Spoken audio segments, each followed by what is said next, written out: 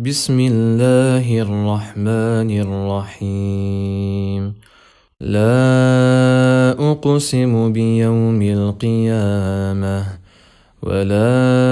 أقسم بالنفس اللوامة. أيحسب الإنسان أن لن نجمع عظامه بلى قادرين على أن نسوي بنانه بل يريد الإنسان ليفجر أمامه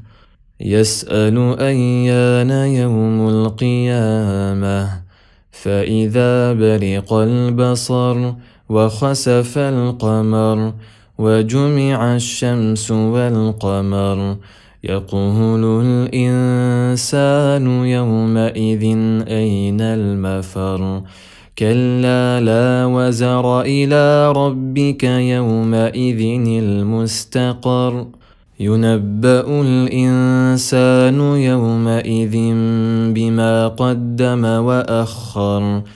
بل الإنسان على نفسه بصيرة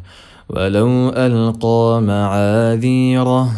لا تحرك به لسانك لتعجل به إن علينا جمعه وقرآنه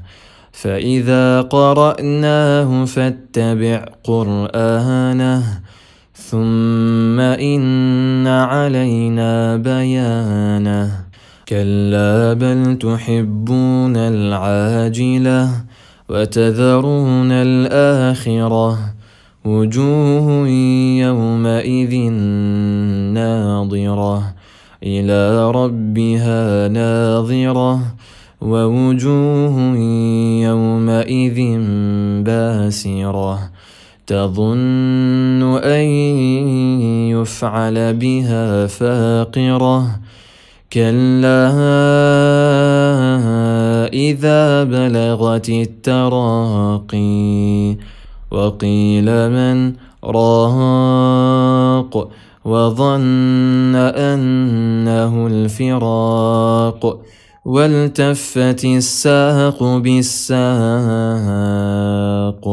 إلى ربك يومئذ المساق فلا صدق ولا صلى ولكن كذب وتولى ثم ذهب إلى أهله يتمطى أولى لك فأولى ثم أولى لك فأولى أيحسب الإنسان أن يترك سدى